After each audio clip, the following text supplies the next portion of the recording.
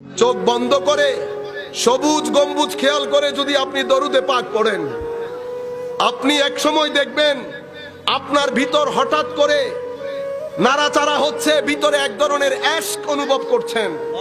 যখন আপনি ভিতরে অ্যাশক অনুভব করবেন, সেটার একটা সিম্পটম আপনি ফিল করবেন, আপনার দুই চোখ ভিজে যাবে। যদি দুই চোখ ভিজে যায় তো মনে করবেন আপনার এই অ্যাশক ভরা কণ্ঠে দরুদে পাক দয়াল নবীর দরবারে প্রেজেন্ট করা হচ্ছে। কয়েকবার দরুদে পাক পড়ব, আপনারা ঝুম আওয়াজে দরুদে পাক পড়েন। আমি আপনাদেরকে বেশিক্ষণ কষ্ট দেব না। এটা এই কারণে, এর পরবর্তীতে আমাদের তাকরীর শুরু হলে আমরা কোনো ওয়াজ করতে আসি নাই। ওয়াজ করার জন্য তরবিয়ত লাগে, স্পিরিচুয়াল একটা হাইট লাগে, রাতের সিজদা লাগে, আখলাক লাগে, ভদ্রতা লাগে, তাকওয়া লাগে, খৌফ খাশিয়ত ওয়ারা, সব কিছু আপনার কলবের বর্তনে জমা হলে তখন মানুষ ওয়াজ করতে পারে। আমাদের পার্শ্ববর্তী উলামায়ে কেরাম ওয়াজ করতে পারবেন। আমরা ছোটখাটো মানুষ ওয়াজ করতে আসি নাই। একটা নির্দিষ্ট বিষয়ের উপর আপনাদের দার্স বলতে পারেন, ক্লাস বলতে পারেন, বক্তব্য বলতে পারেন, ওয়াজের জন্য আসি নাই। কিন্তু এই জিনিসটা আল্লাহর দরবারে কতটুকুন কবুল হবে আমরা বলতে পারবো না। কারণ আপনারা এতগুলা মানুষ, স্টেজের মধ্যে উলামায়ে কেরাম, আমাদের ভিতরে নফস, সামনে দুনিয়া, সামনে দুনিয়া, পেছনে শয়তান, এতগুলো পাড়ি দিয়ে ইখলাসের সাথে, তাকওয়া পরহেজগারির সাথে কথা বলা আদৌ কতটুকুন সম্ভব হবে আমি জানি না। কিন্তু দরুদে পাক এমন একটা ইবাদত, আপনি যেভাবেই পড়বেন আল্লাহর দরবারে কবুল হবে।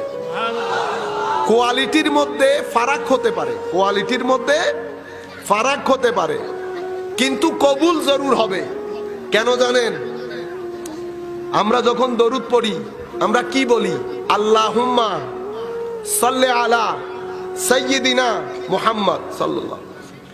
এখানে ইবাদত কবুল না হওয়ার পেছনে মূল ভূমিকা যেজন পালন করে আমার ভিতরের আমিত্ব, আমার ভিতরে আমিত্ব।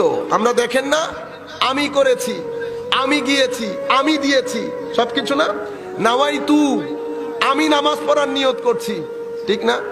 সব কিছুর মধ্যে আমি আছে। যত জায়গার মধ্যে আমি থাকবে কবুলিয়তের মধ্যে কনফার্মেশন থাকবে না।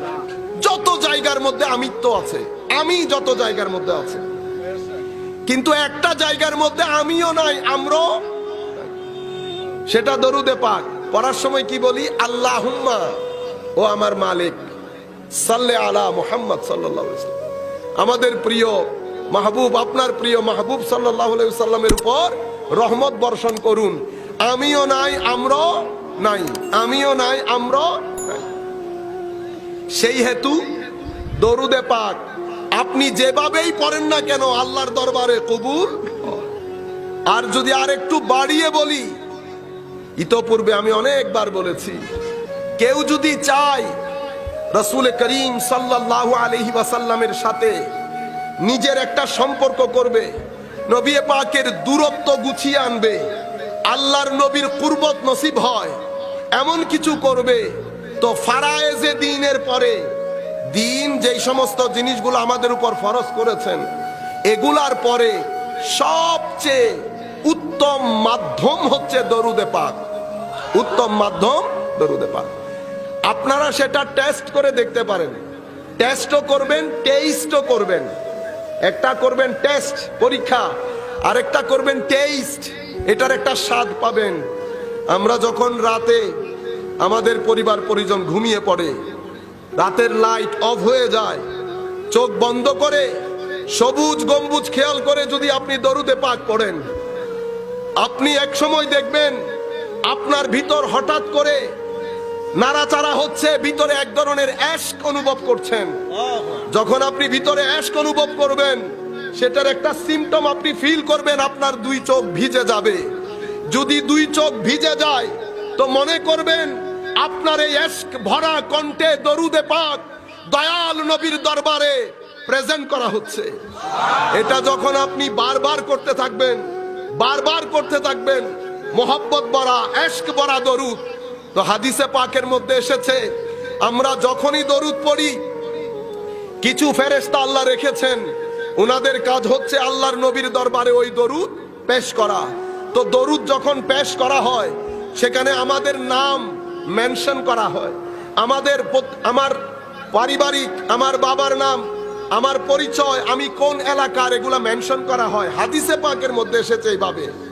তো বারবার যখন আপনার নাম মেনশন করা হবে, বারবার, প্রত্যেক দিন, প্রত্যেক সপ্তাহে, একবার না একবার নবী করিম সাল্লাল্লাহু আলাইহি ওয়াসাল্লাম চোখ তোলে তো তাকাবেন। ফেরেশতা, আমরা বলি না একটু দাঁড়ান দাঁড়ান, এটা কি বলছেন আবার বলেন নামটা, আমরা বলি না? তো গ্রামার সব জায়গায় এক ধরনের, গ্রামার সব জায়গায় এক ধরনের।